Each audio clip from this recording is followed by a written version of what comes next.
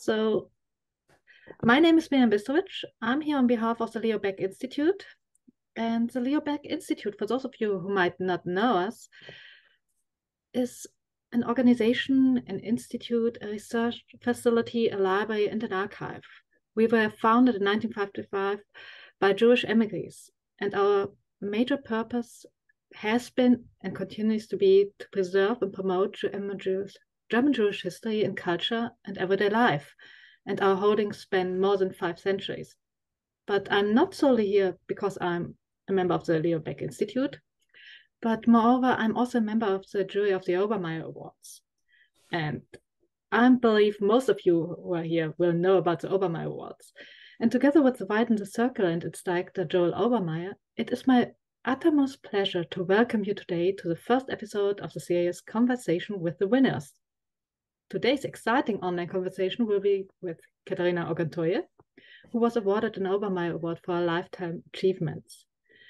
And words like outstanding, inspirational, and pioneering come to mind whenever I was thinking about what I could be talking about when introducing Katharina Oguntoye's work.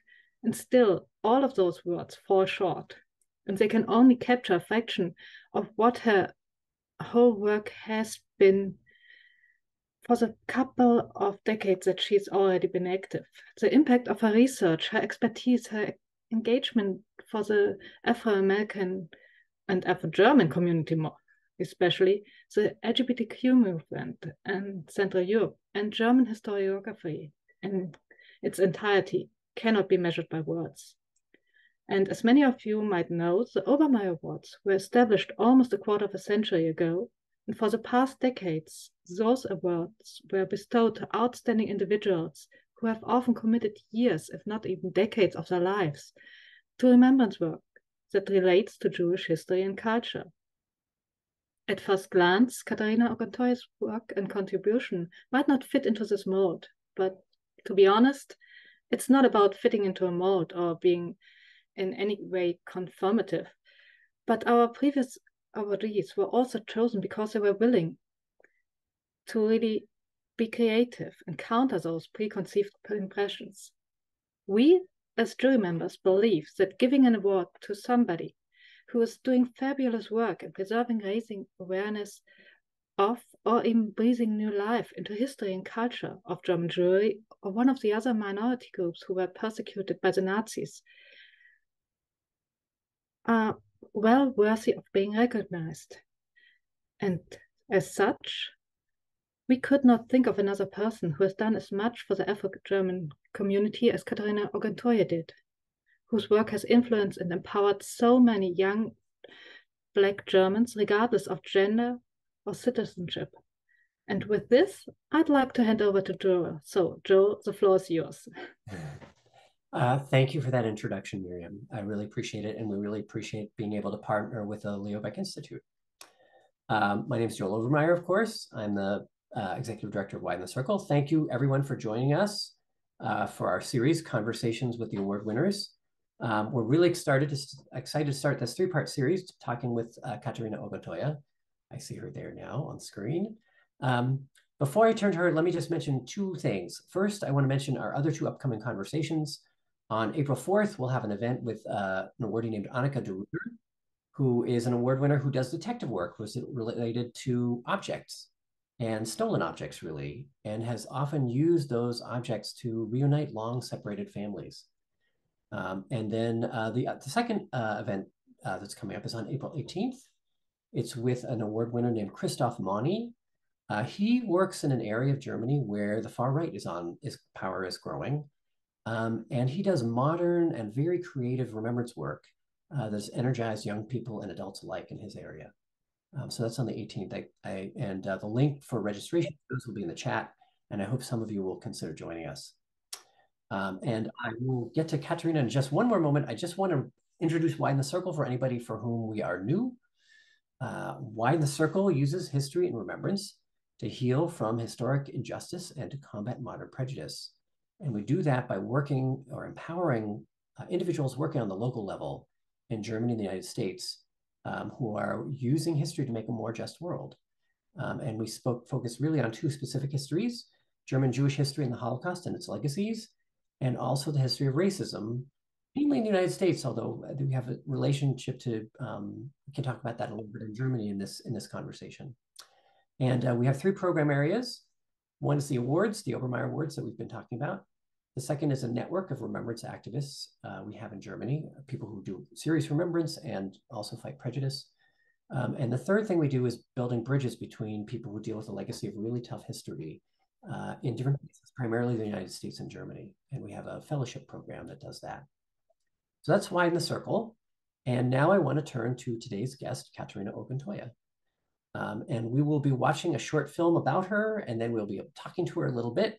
So Katharina will be with you in a few minutes. But first, I want to give a little bit of an introduction to the topic, because I think some of our traditional audience may not be as well as aware of some of Katharina's work, or really issues that relate to Afro-Germans or Black Germans in general. So let me just give you a little bit of background, just a little bit. So today there are hundreds of thousands of Black Germans or Afro-Germans in Germany, and Afro-Germans have been in Germany for hundreds of years, typically as a tiny minority. More people of African ancestry ended up in the country during its short-lived colonial period. When the Nazis came to power, there were several thousand Afro-Germans in Germany, and the Afro-Germans faced horrific, really horrific persecution under the Nazi regime.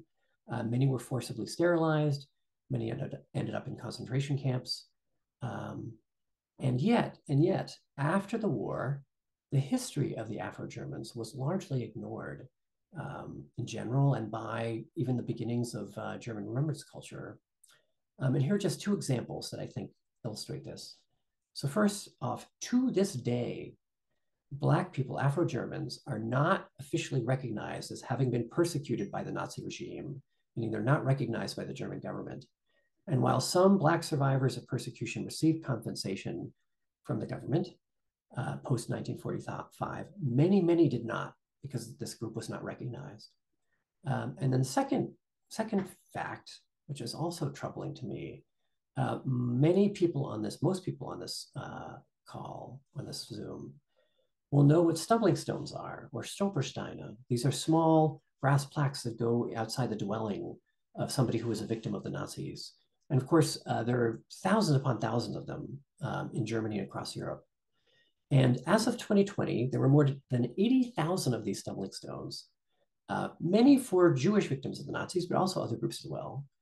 And out of those 80,000 in 2020, there were this many, 2, for Afro-Germans. Only 2. Now that has been changing a little bit. Now we're up to 15, but it was only a few years ago there were just 2.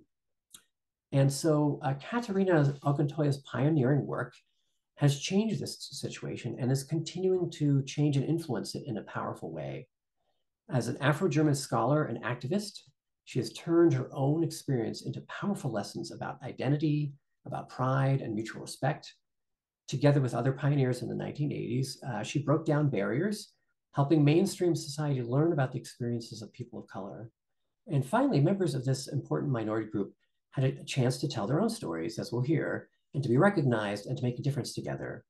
The pioneering work that she did and has been doing has led to more community activism, and the lessons Katharina learned about identity and respect have now influenced a generation of Germans, as well as educators internationally. And it's for this work that Katharina was honored with an Obermayer Award, a special award meant to recognize the seminal role she has played related to Afro-Germans' history and their role in history. So I'm really looking forward to talking to Katharina in a minute or a few minutes. But first, I would love us to hear from her in a different way, which is we have a short film about her. And so why don't we start with that?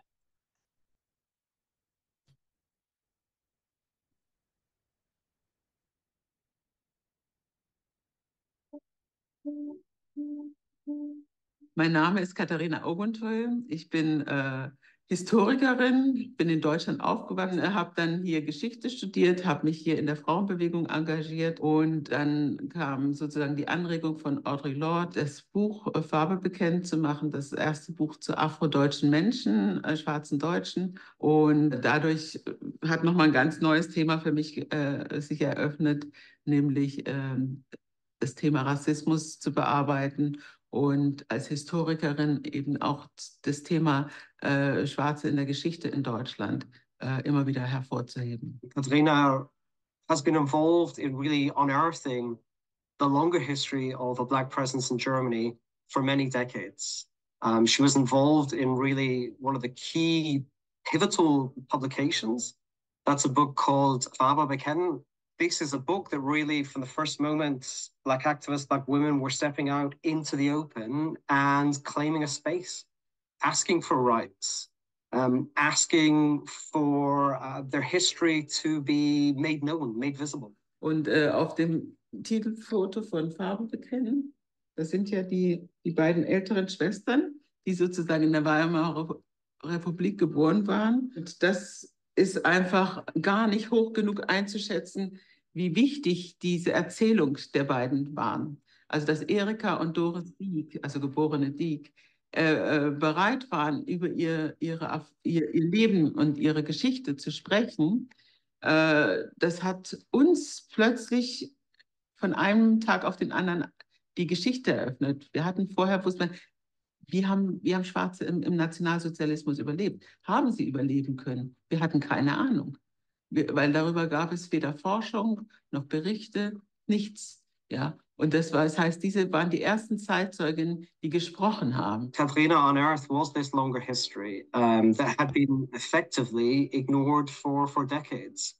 There was for a long time, I would say, a misconception that the Black presence in Germany started in 1945 with the arrival of African-American troops in the West as part of the Second World War. And then in East Germany starts with the arrival of people from Mozambique and Angola as contract workers in the 1970s. So I think this was pivotal in really challenging many people's conceptions of what is German history, who are Germans, how has an idea of a German identity been constructed, and why do people not know about this longer history of Black people in Germany? Man muss wissen, dass in der Zeit gab es die Begrifflichkeiten schwarze Deutsche und Afrodeutsche überhaupt noch nicht. Also wir haben in dem Buch im Vorwort dann definiert, was wir unter Afrodeutsche verstehen. Und warum hatten wir eigentlich das Bedürfnis nach diesen Begrifflichkeiten? Weil es eigentlich für uns nur negative und stereotype Begriffe gab. Katharina ist auf jeden Fall eine Wegbereiterin und die folgen, für die ist es einfacher. Wie mit dem Begriff Afrodeutsch, den benutzen wir jetzt. Sie hat uns auf jeden Fall viele Sachen erleichtert, um einfach als afrodeutsche Person in der Gesellschaft zu sein und auch mit der Perspektive, was kann ich erreichen? I would think Katharina's most important accomplishment is Joliba, partly because she's done it for 25 years and she's just affected so many generations. Joliba ist für mich vor allen Dingen zu Hause. Also weil ich sehr, sehr viel Zeit in meiner Kindheit hier verbracht habe. Viel meiner Politisierung ist hier passiert, von zu Hause natürlich auch, aber es war nochmal anders, es in einem afrodeutschen Rahmen zu haben. Das heißt, genau, mein Afrodeutschsein hat sich hier auch entwickelt und wurde geprägt. Und diese Selbstverständlichkeit auch einfach, als afrodeutsche Person schwarze Vorbilder zu haben, Zugang zu schwarzer Literatur zu haben, Zugang zu schwarzer Geschichte zu haben oder auch zu wissen, wo man es findet. Und auch so dieses nicht sich alleine zu fühlen, also schon von klein auf. Ich glaube, das ist auch mit so das Empowerndste von allem gewesen. Sich nicht alleine zu fühlen, nicht die Einzige zu sein und daraus dann immer mehr ziehen zu können, weil es immer wieder einen Safe Space gab. Also eine Familienhilfe für schwarze Menschen aufzubauen, ist vielleicht haben da schon andere Leute dran gedacht, ne? Aber es ist natürlich eine Riesenarbeit, sowas zu machen und das umzusetzen. Und das ist total schön, dass es sowas gibt und dass es diese Räume dort gibt, wo ja, Menschen afrodeutscher Herkunft hinkommen können. One very unique thing about Katharina's work, and I'll stress this, is it's always positive. Like, you know, she did not focus on discrimination. Everyone assumes, oh, that's all you talk about is racism. No, it was always it was about what can we do in the world? What can we achieve? And I think that positive example was what she gave young people, that I can do something too. I can take on the world. I think Katharina's work plays a central role here. Not just with Showing Our Colours, in which she and Maya Ayim try to unearth this longer presence and to make it visible, but I do think more so in an Afrodeutsche Geschichte, which has also recently been reprinted for the first time in several decades as Schwarze Wurzel, because through showing these stories, she is helping to create a memory, to bring back to life this longer history. And without that foundational work that she had carried out, I don't think that you would have people like myself being able to try and take the history further. I don't think you would have many of the memorialization projects that take place before and at present. I think you see Katharina's fingerprints on all these exciting things that are happening, and this larger recognition, not just amongst academics, but also I think within communities, that there is a Black German history that should be celebrated.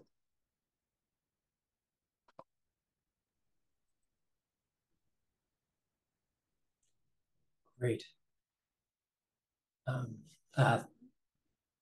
Great. Let's. So I'm glad we all had a chance to see the film, and why don't we bring Katharina on? Katharina, it's so great to have you here. It's so great to speak with you. Thank you for joining us. You bet. So here's what we're going to do. I'm going to ask a few questions first, and then we'll have a chance for members of the audience to ask questions as well. If you have a question, you don't have to wait. Go ahead and just put it in the chat. And Miriam and Rebecca will be sort of looking out, and we'll kind of queue them up for questions later. So Katharina, I'm hoping we can add a little extra layer of knowledge beyond what was in the film and so on. And so I was wondering if you could talk a little bit about, you were born in former East Germany. You spent a few years in Nigeria when you were a child before coming back to live in the West. I particularly want to know, because you've told me a little bit about this, how did your years in Nigeria impact you? Particularly, how did it change you compared to other Afro-Germans you knew who maybe didn't have that experience? Yeah, that was a very important part of my journey, I would say, that because when I do my, let me talk about the Germanness first. Sure. When I do my anti-racism consciousness raising workshops, I always now use the term, or sometimes use the term, I'm double Deutsch, double German. Mm.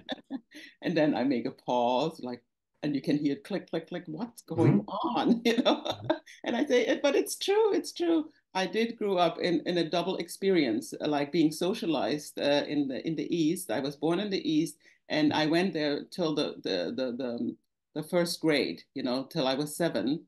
And so I had a socialization in East Germany. And then we went 2 years to Nigeria. And then at 9 years old, I came back and I went to the 3rd grade in West Germany. And then till I was an adult, I grew up there. So I had both socializations, which was really amazing. Like, you grew up in the same language, but it's totally different. Like only people who have experienced it, like me, seeing both sides, know how different it was. It was unspeakable. It was crazy. But anyway, so that was my experience. And sure. So people have to realize, oh, okay, there she has a very original German experience. Is everything all right? Because yeah, everything's fine. Well, actually, for me, everything's fine. I don't know. We might be having some technical difficulties, I guess. I hope everyone can hear us. Yeah. So as far as I know, you're back. So let's keep going. We're all here. Yeah. So the other thing is that with my partner from a white Canadian, She came 33 years ago to Germany, and we did the workshops together. Carolyn Gammon, she's here. Yep. You see her there. Group. And when we did the workshops together, we did that for many years. Then we always the first lesson people had is that she was the white foreigner and I the black native, right? So like people have to, as you said, by my biography or by our situation, there's already a challenge, and because people do recognize Germans by language, for example, if you have us on the phone, people would rent us an apartment, and you show up and they say, oh, what's going on, you know, but you get discriminated when they look at you, but if they only hear you, then they recognize you as a German. But then you asked me about the Nigerian experience, and it was so important, not only that I had the opportunity to meet my family there, my father's mother, my grandmother, whose name I carry, and Victoria is my second name, and people say I look a lot like her.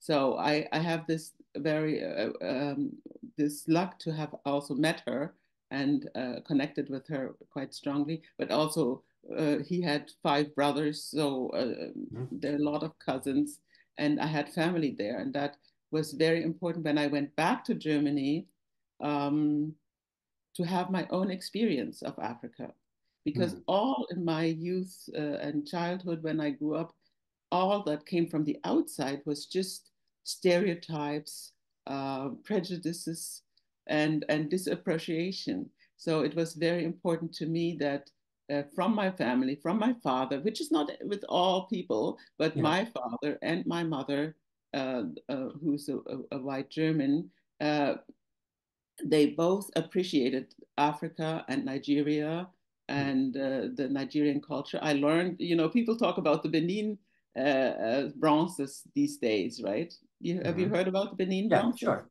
Yeah. Sure. And I learned about that when I was a kid. Yeah. You know, yeah, because of that identity. That my father had told her about the Benin bronzes, about the culture, and that was part of my heritage. And so I was very lucky in having this foundation and being able to counteract in my mind and in myself these prejudices. Yeah, and it sounds like it was a pretty unique kind of background. I was just lucking out with a nice family on both sides. Yeah. Fair enough. Fair enough.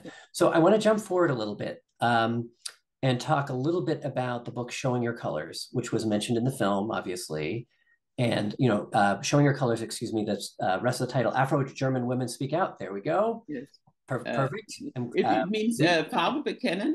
Yeah, of course. The word Farbe bekennen means showing your color, showing your true color, basically. It's in German also a phrase, showing Farbe bekennen is standing up for your own opinion. Yeah. So there is this double meaning about real color and then and standing up, taking your stand. Yeah. Yeah.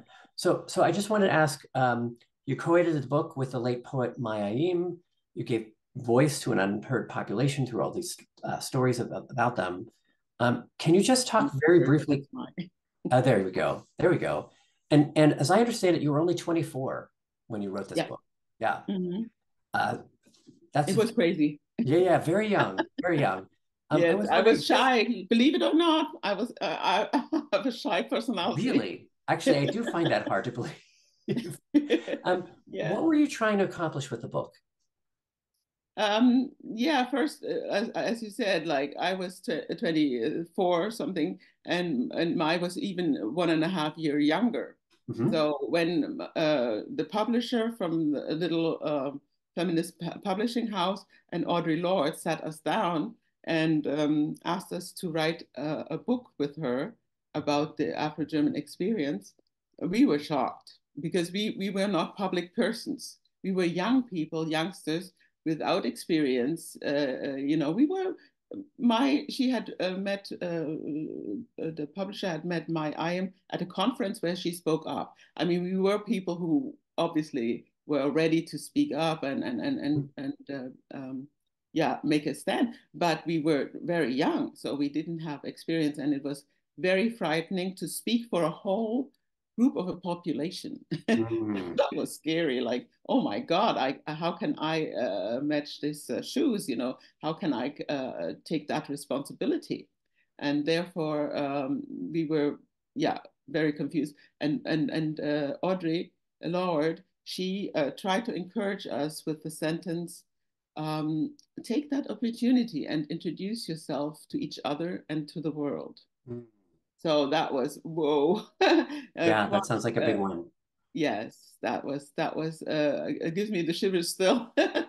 But what is nice is that what the book did is exactly that. Like when Audre Lorde was in 84, I think she came to teach at the Free University. Yeah, and let me just say, this is Audre Lorde, the American feminist and civil rights activist. Just for anybody who doesn't know. All right, keep going.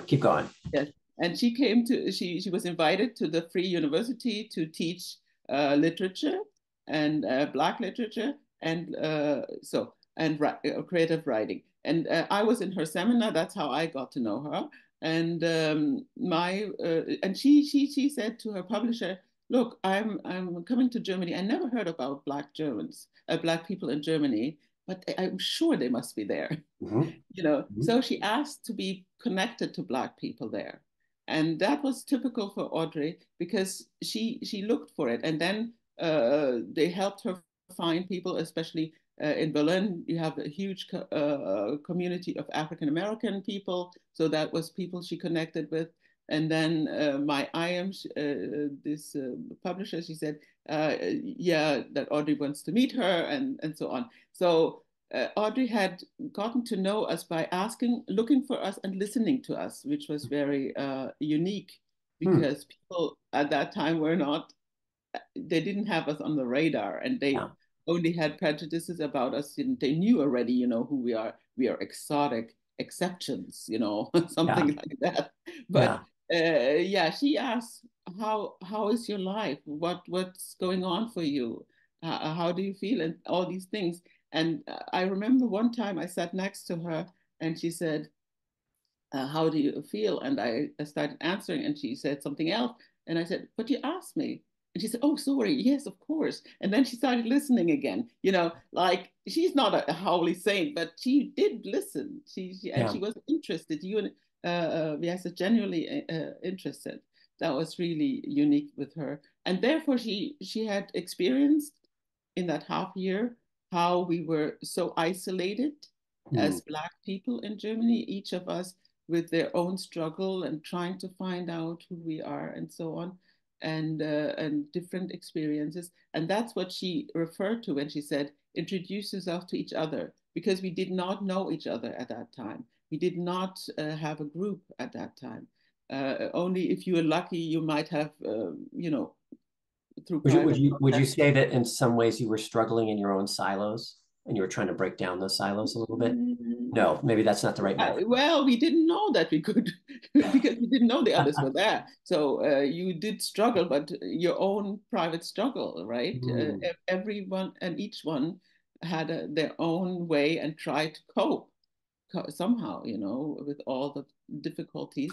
And what the book did and what we did with the book, 13 women from the age of 16 to 65 were interviewed or did poetry that was in the book, and the background text in the beginning is the entrance to my IAM's diploma, and that would be like a master's degree, right? And but she did it in pedagogic, but she did this historical overview because she was part of the book process of producing the book, and so we said that would be very helpful to have this historical overview, and that's what she basically did for her entrance. And that text was used to be the entrance also for the book, showing our colors. Got it. And why the book after 33 years is still as fresh as it was, which is crazy, I mean, unbelievable, but it still works absolutely as it did in day one, is because it has this background text about putting everything in the historical context. And then you have this voices from over the years, Right. from the different generations. And believe it or not, you have people today, 30 years ago or today, who live somewhere in the countryside side in Germany, and they read the book and they like, oh my God, I'm not alone. Yeah. And that's what the book did, you know. Yeah, no, it sounds very cool. powerful. One of the things that I find moving about it is that it contains all of these individual stories about people's lives. And in some ways, it reminds me a little bit of the kind of stories that we see from our other awardees who are, let's say, dealing with the lives of German Jews. I don't mean that the situations are the same. I just mean the stories have a certain power to them. And I was wondering if I could, I'm going to ask you to tell one story right now. So I know, obviously, the Deek sisters, the two sisters, feature very prominently in the book. And I'm wondering if you can could tell me one of the stories about the Deek sisters, particularly related to, I'm thinking about how they survived during the Nazi time. I'm thinking about the one who include the sister who escaped from being sterilized. And the reason I wanted to hear the story was, again, I feel like it's not that these are the same, but for somebody who's dealt with a lot of survivor and descendant stories, it has a certain resonance to it. So I'm wondering if you could tell that story about one of the Deek sisters. Yeah, that's true. I mean, what I found also to record the Afro-German history is also it's very important to have the stories that are told by single individuals, because nobody did write about this story, so you can't even find it in the books. Yeah, you can't find references. The only thing you can find is if you find the voice of somebody telling their story, and then you can connect the dots, right? And that's why it's so valuable, each and every story. And also, it's for anyone listening to it, it's much easier to connect to a story of a person than just numbers, you know. Yeah, and like the Deek sisters, they were born in the 20s, and so they were, when the Nazis took power, they were young teens. Yeah. So they lived in Gdansk now in Poland, which was a German department. Enclave, a German place. Yes, there was a whole region called Ostpreußen, East Prussia, and that was a German part of the German country, but it was at the East Sea and basically in Poland. And so they lived there as you know, many Germans. And the German laws, the Nazi laws, they came a bit later there. So it took a little longer that they were implanted in Ostprussia. So I think she was 13, 14, the younger sister, and when she had to leave school, because the Nuremberg laws forbid all non-Aryans to have a higher education, more than a basic level.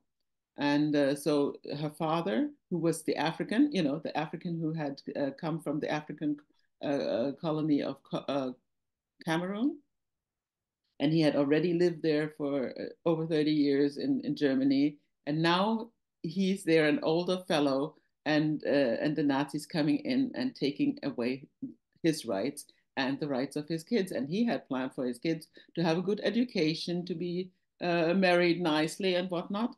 So he wanted her to have an education, but she had then very bad experience at school, and he took her to a Polish school where she said, I couldn't understand a word because, you know, I wasn't fluent in Polish and so on.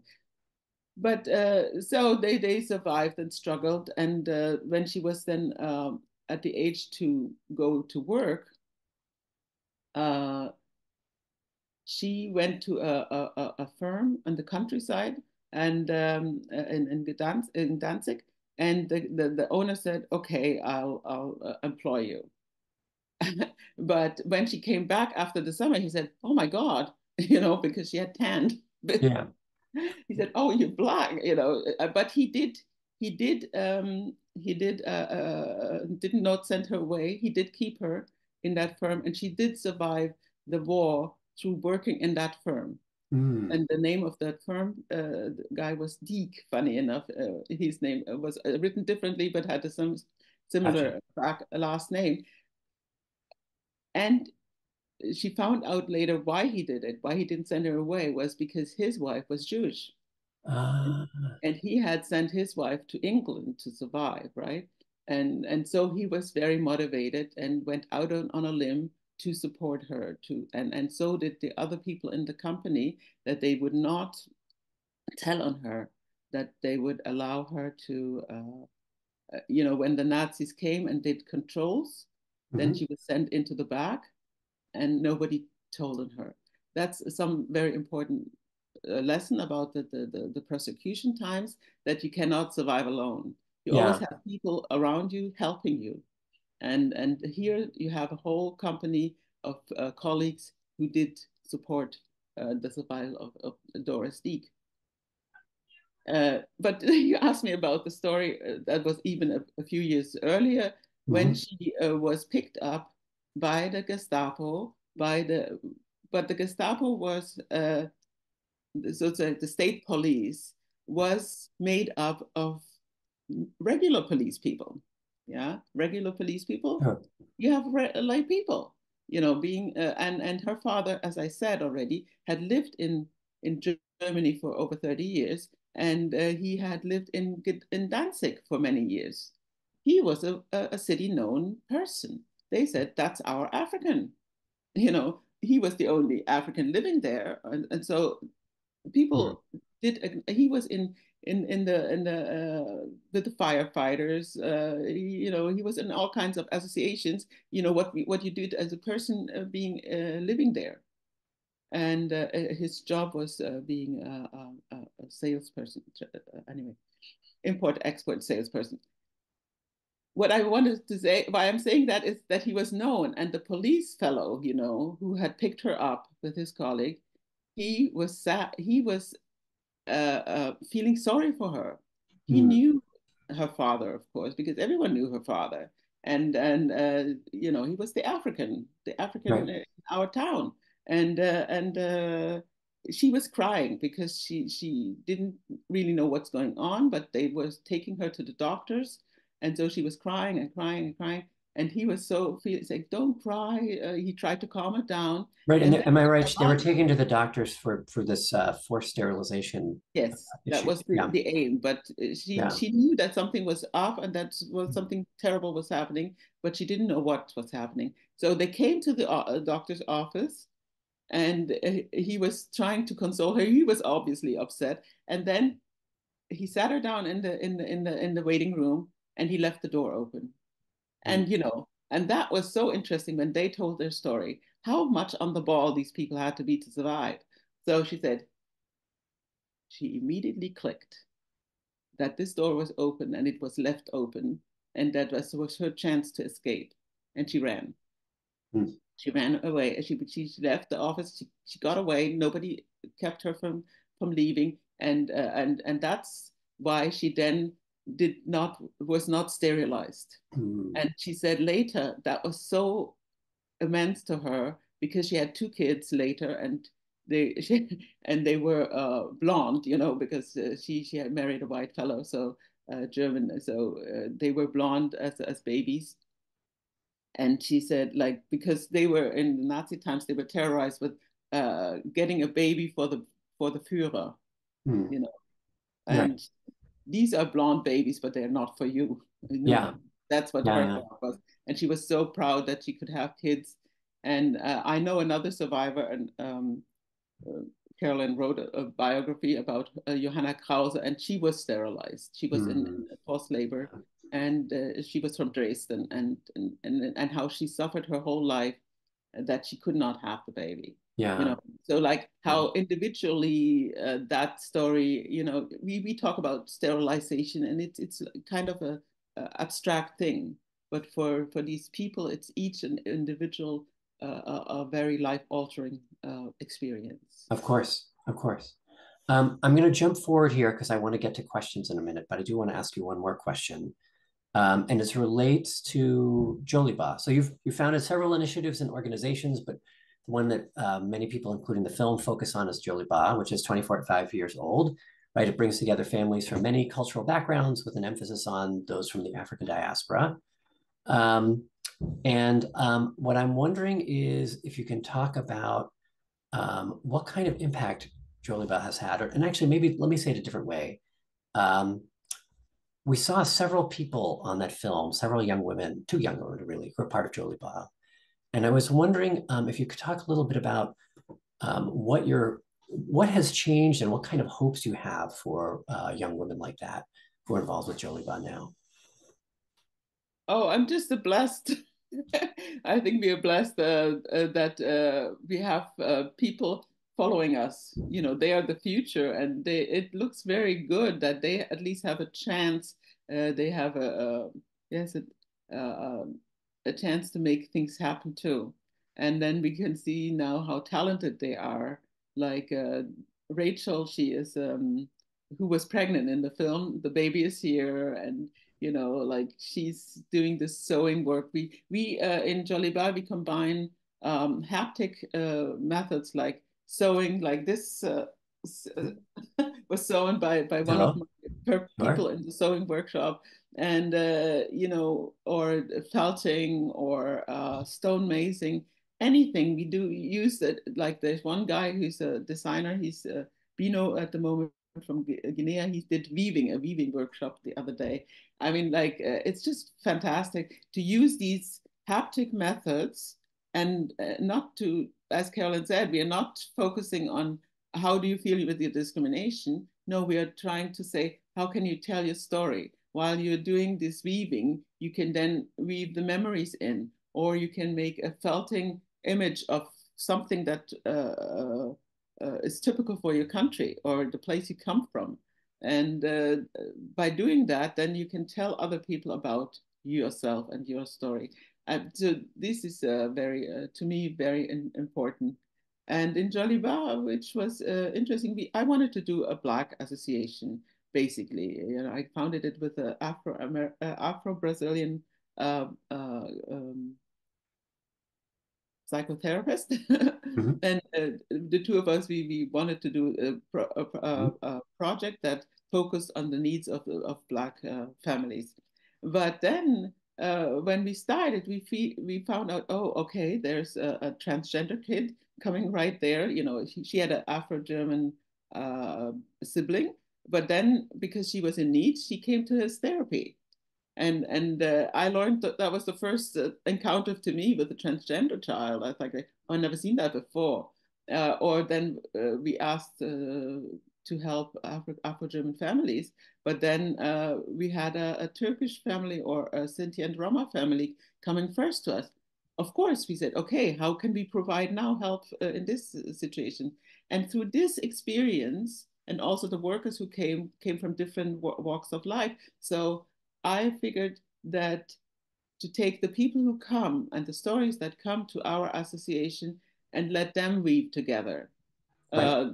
Joliba, the name means big river, and right. It's one of the names of the Niger River in West Africa. It's the 4th biggest river in the world, and it connects very, very many cultures and people, sure, going all through West Africa. And that was our image, to connect and to bring people together. Nice. And so the people who came to Joliba brought their stories, and we created an environment that everyone could be, you know, like that meant we left politics out. You know, if I do anti-racist politics, if I do left politics or women politics, that's my story. But here in Joliba, we asked people to focus on things they want to do together, like making films for youngsters, making intercultural a children's book, or whatever project you want to do, to come and take all the energies you can find together to create these projects. Nice. And that's what we then do. So, and that's how we have for many years, she's going now in pension soon, in retirement, a Vietnamese lady who cooked with us. And I thought she would bring more Vietnamese people in, but that didn't happen that way. It was just her. Loan is just one of our very basic stuff. And then there's a Tunisian woman who's working there who turned out. She came just as a helping person, and she turned out to be a great organizer. Yeah. So I then let people have this space to show what their qualities are, because many people come not having a certificate, right, or not having a work experience. So I looked at what can you do, and then can we integrate that into building Joliba? And that's how it came to be, that we are a very intercultural project, and that we all learn together to respect, because that what do you need to be intercultural is you need to respect each other and to not judge, like people say, oh, you did something wrong, and then we have a fight, and I had to, in the beginning, I had to hinder them. I said, look, everyone is allowed to be here. And if you do a mistake, that's allowed too. You can do 2 mistakes, 3 mistakes. If you do 4 or 5, you might have to go somewhere else. Maybe identity politics is more the issue you have at the moment, but then that's not Joliba. In Joliba, it's more about cooperating and doing things together. That makes sense. Doing things together. Yeah. So I'm going to interrupt this train of thought only because I know there are people with questions. We'll get to the questions in one quick moment. I did want to ask you one question that relates to Widen the Circle for a second, which is that, in January, you won an Obermayer Award, and you were at the ceremony at the Rathaus in Berlin and so on. And I'm wondering if I can just ask you one aspect of how that might have been meaningful to you, because it's not obvious, and I'll give you the thing I was hoping to have you talk about. You met the other awardees, and it seems like you had a lot in common, and you've been very active even among our kind of network of people in Germany. And I was just wondering if you could talk a little bit about the meaning of that part of the experience for you, because it's not obvious that it would be meaningful for you. But apparently, anyway, so you can whatever you want to say about it. Oh, I think it's very obvious that it's meaningful to me, because go for it. I felt like, oh my God, because before I got the award the year before, I did workshops with Carolyn and telling about our work here, and I was just blown away, like being with peers. I was like, oh my God, what do I have to tell them? Because they are all doing this work too, and doing in these different places this amazing work. And then my co-awardees, the same thing. They're doing here in Germany, all this amazing work, which I totally admire. And it's so inspiring. And we had this brunch together. That's the nice thing about the Obermayer Prize. You get to meet before, and you get to bring your own people, your family and friends.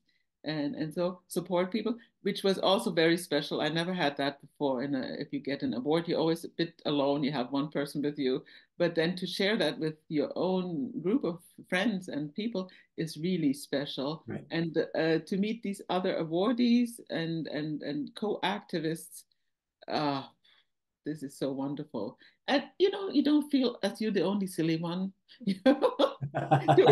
going out on a limb and doing all that stuff. I think it's safe to say you're not the only silly one. It feels really wonderful. Fabulous. Thank you for that one. Let's turn to questions, because I'm sure there are a bunch around, and I will ask, I guess, Miriam to join me again with a question or two. We're curating them a little bit. Rebecca is also helping with that. But Miriam, please, what do we have for Katharina here?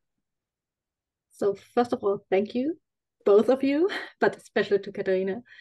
And just to go into promoting, we had one of those questions from Elaine Kahn, who was asking whether your books and articles are available in English. So that's something I believe many of our listeners and viewers are really keen on knowing. I didn't bring the English copy here, but indeed, the crazy thing is, like this Showing Our Colors Farbecken was published as Showing Our Colors right 5 years after it appeared. And it was published by Massachusetts University Press. So, and it's still in print. It They is. use it in the German department in Massachusetts, and you can, and the students sell them online. I think in America you can get it very cheap as a I'm not certain, but you might be able to get it on Amazon. I haven't Yes, checked that I today. think you do. In Germany they're very expensive, but I think in the States you can through Amazon you can get it quite a good price. Yeah. So this is originally the Showing Our Colors. The first book is translated, and the other thing, the other book, the about the history is going to come out in a few months. So it's going to be very exciting for you to Katharina, coming out in English in a few months, you mean? Yes, yes. Yes, that's right. To access that in English. That's going to be wonderful. Yeah. And I should just point out the link on Amazon for anybody in the United States is in the chat. So you can certainly buy the English version. Yeah. So like maybe I say to the English version of an Afro-German history, like Vanessa White. Oh, Carolyn has to help me. I don't say the name right. Anyway, she did it as a retirement project. I mean, this is just like how our history is. It's so crazy. She did that just for a retirement project without money. You mean to translate it? To translate, and she did a fantastic job. Wow. It's absolutely fantastically translated. Yeah. Fabulous. Miriam, what else? What else do you have? Oh, well, another question from a mostly, I believe, American perspective. What is the approximate size of the Afro-German community? So you were talking about... Can you repeat it? Sorry. Yeah, sure. So one of the questions was about the approximate size of the Afro-German community. You were talking about nobody really knew that there are others out there. So how big was the size when you started your project? And do you have any numbers on the current Afro-German community? No. This is crazy. Like Joel quoted a few 100,000. That is an estimate, but there's there's really no database for it. They're all only estimations. And when we started the project, and people always ask how many people are involved in this, and we had this number 30,000 to 2 million. Choose between. Yeah. But what was Audrey's answer when people asked, yeah, but how many people are confronted with that problem? And she said, if it's one person suffering under the racism in Germany, it's not right, is it? I mean, it doesn't really, because it's very ambivalent. The numbers are, Carol is taking care of that. We have this thing that I can open because I can't move from a room. I can open the door from here. That's why it rings here. Anyway, so it's a very ambivalent story with the numbers, and the younger generation, they have now solved the problem by having done an anonymous Afro census, where they did a survey among Afro-Germans to figure out problems. But because we have to remember that the persecution of Jewish people in Germany was so absolute and so overwhelming because we Germans are so accurate. Everyone is in associations, and they have lists who belongs to the association, and they could find people by going into the synagogues and into the communities and taking this data, and they found people. Yeah, that was a big thing, that they got so many people. And then also like Johanna Krause, who Carolyn wrote about, she was spared because her mom had her registered under her maiden name, so they couldn't find her. Yeah. So for us, it's a two-sided sword. On the one hand, people always say, "How many people are you? Is it irrelevant at all?" But on the other hand, if they have the numbers, what are you going to do? you know, kill us all or what? I mean, you know, you also have a lot of people in the community say, I don't want to be counted because of these things, you know, like it's quite a complicated issue. But the thing is, we do not know, but we of course know that there is a large number of people. Like you can, for example, what you can see in statistics is people from different countries are named, but they are not named. It's not registered what ethnicity people have. Yeah. So it's hard to keep track of. Yeah, it's, you know, it's a mixed thing, and we know it's large numbers. Like nowadays in the Holocaust Memorial in Washington, they have a section where they look into the persecution of Black people. Yeah.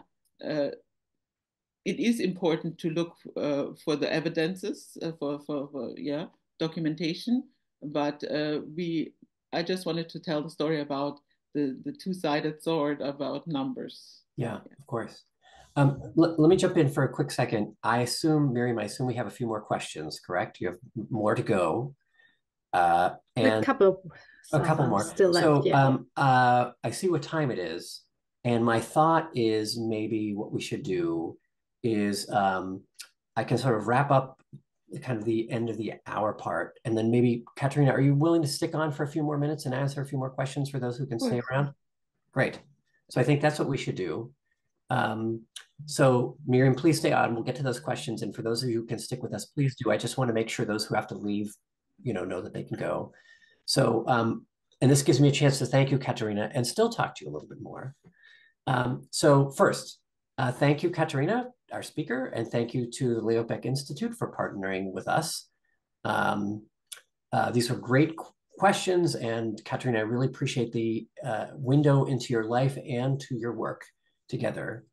And what I wanted to say beyond that is that I wouldn't be doing my job as executive director of Widen the Circle if I didn't say one more thing, which I'm going to put on my executive director hat, and just say Widen the Circle raises money to support this important work. And for those who are on this call, I would be so grateful if you would join us in investing in it. You can do that by going to our website, which is widenthecircle.org.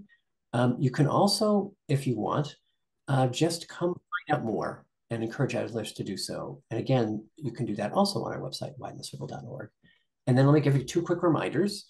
On April 4th, we'll have another event with Annika de Ruyter, who is the kind of the detective whose work deals with objects and stolen objects, and about how to reunite them with families and using them to reunite families overall.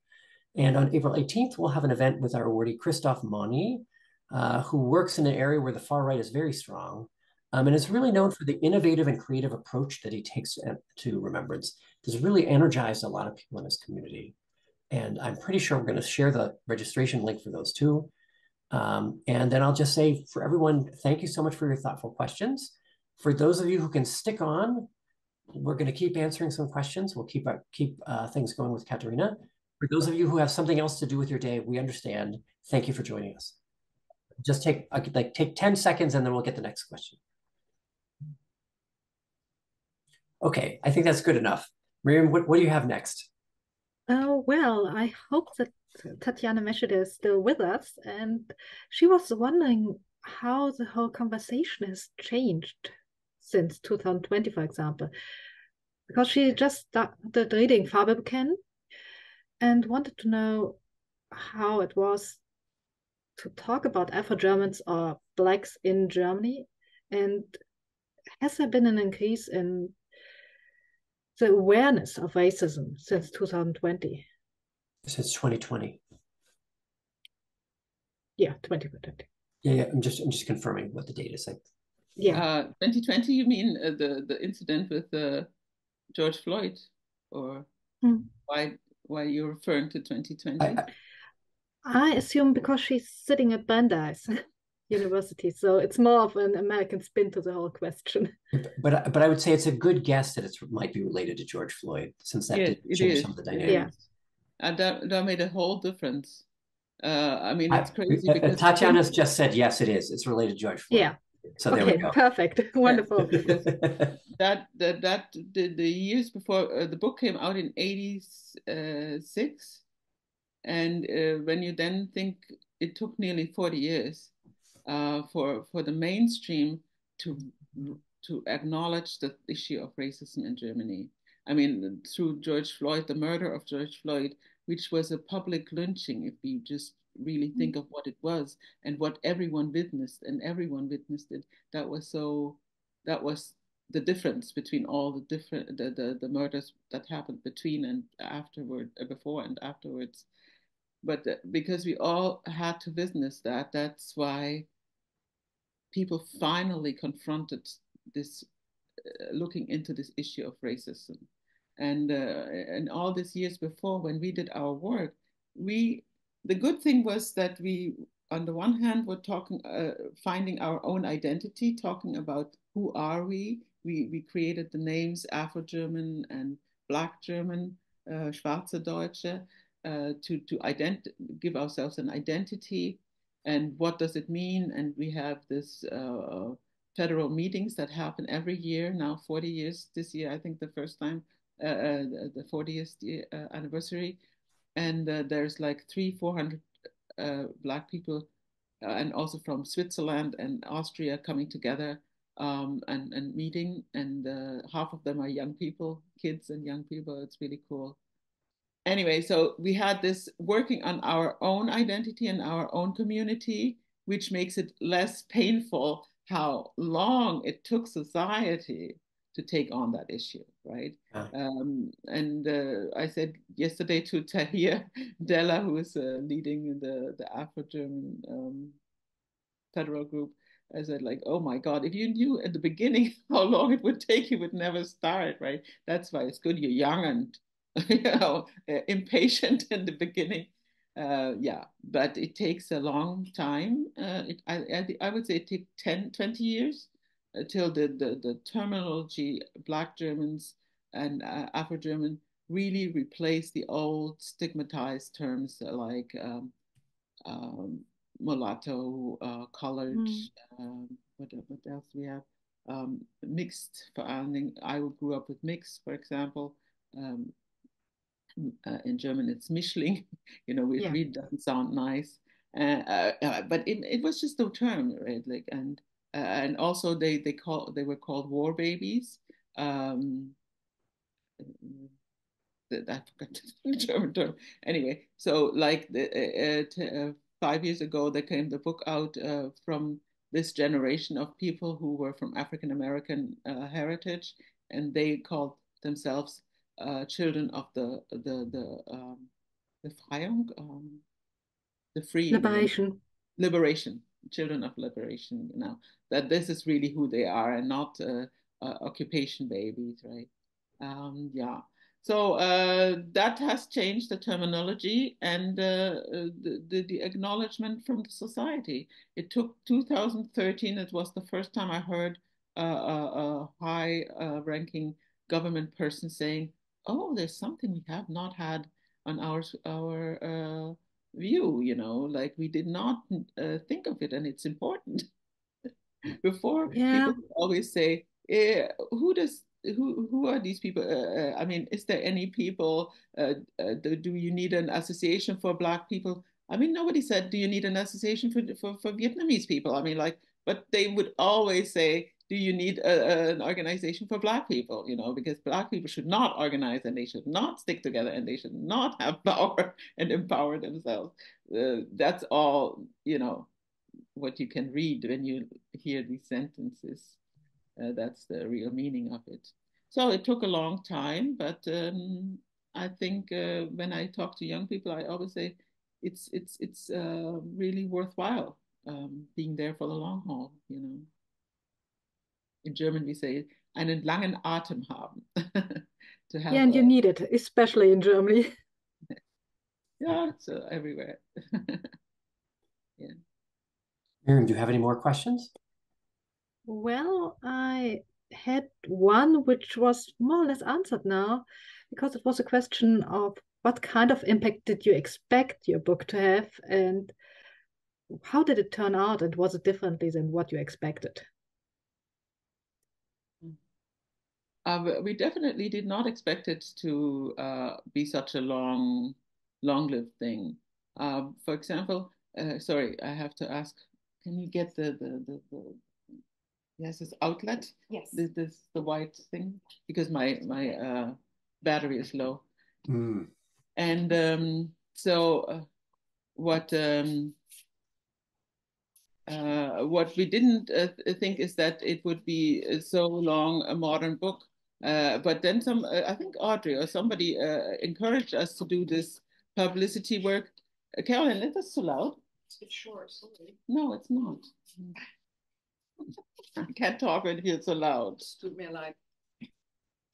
Okay. Power. So anyway, what did I say? I did say something. Let me see. Yeah, and they encouraged us by saying this is going to be a handbook. And this is what I was then surprised to find out that's true. It's a handbook. People can also start in the middle, or they can start somewhere in the book, and they will get a glimpse of the Afro-German experience. They can. That's also easier than when you have to read a book from the back to the front.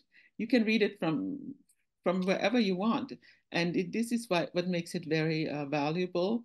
So people can quickly access this Afro-German experience. Yeah.